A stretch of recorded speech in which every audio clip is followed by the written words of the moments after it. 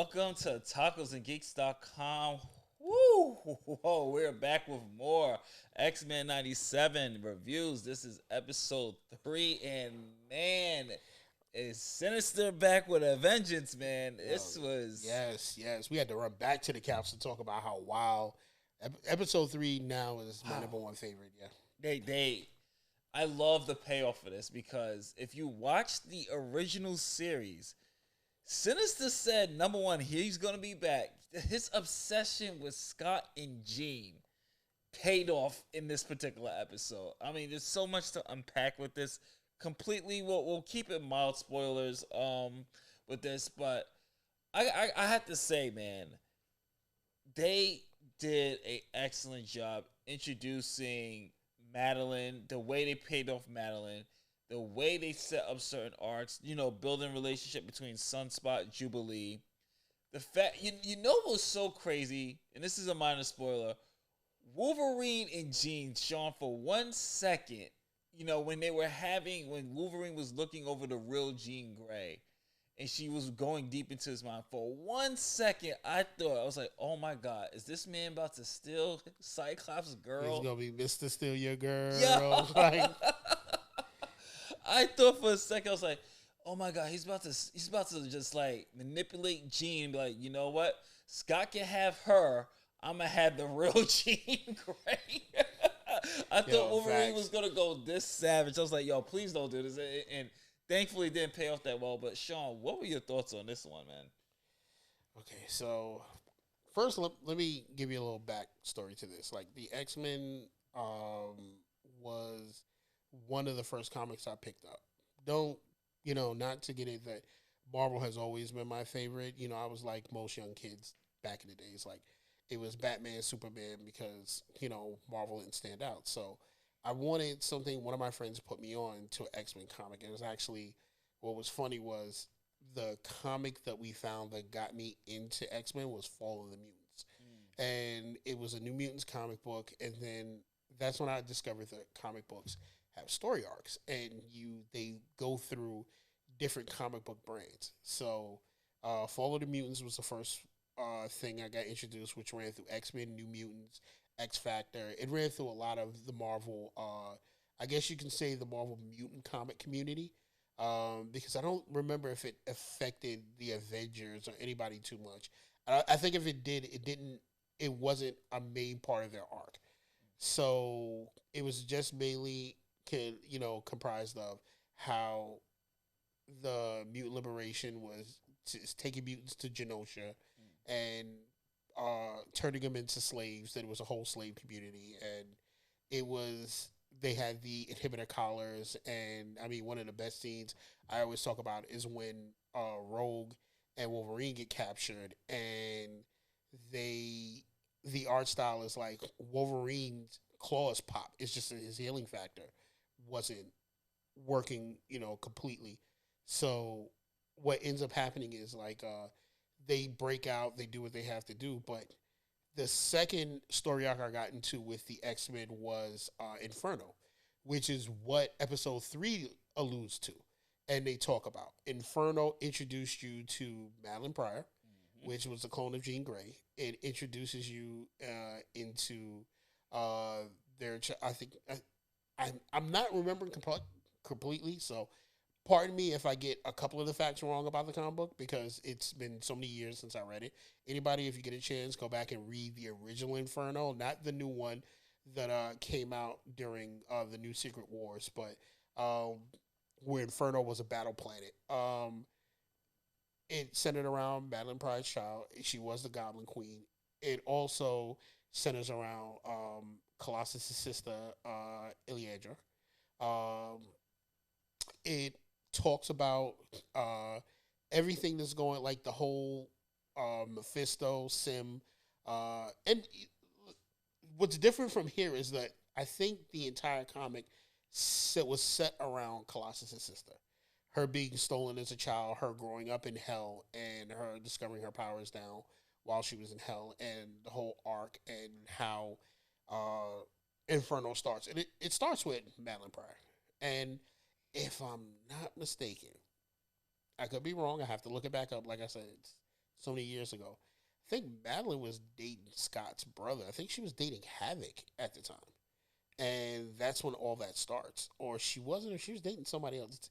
I have to go back and look. But to say that this episode was a favorite of mine for the comic, to when I saw that the original Jean came, and I said, and I'm sitting at that gym, I was like, please let them introduce her as Madeline Pryor. Let her be the Goblin Queen.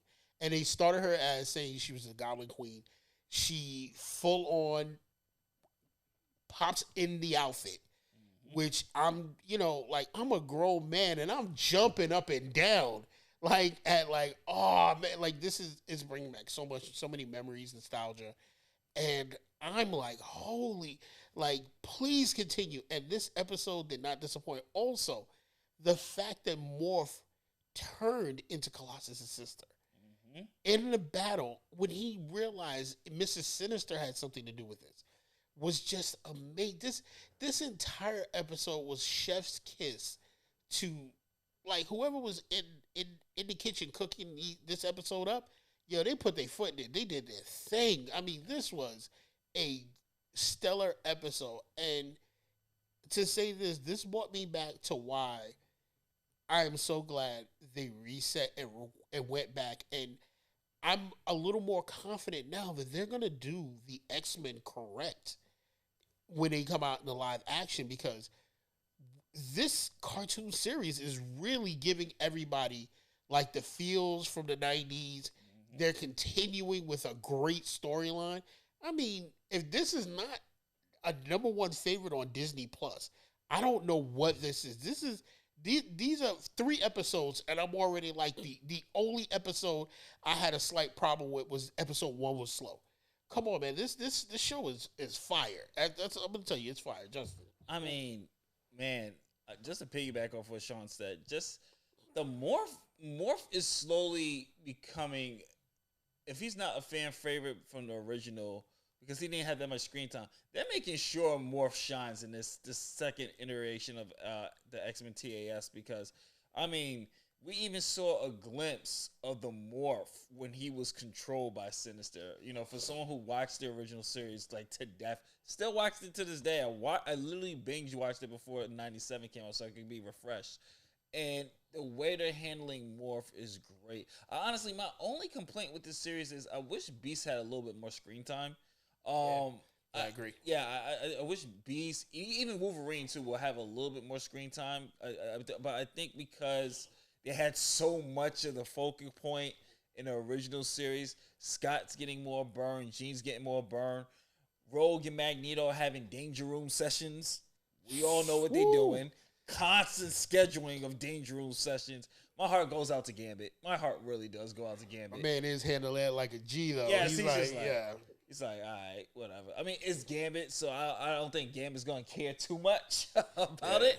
But overall, man, like we've given episode 1 and 2 a must watch. Episode 3 is one hands down a must watch. You have to watch the ending. For all you Storm fans that's worried, your worries should be no more after someone who appears at the end of this episode. And that just sets up... Oh, we forgot to talk about one of the most important things. Cable.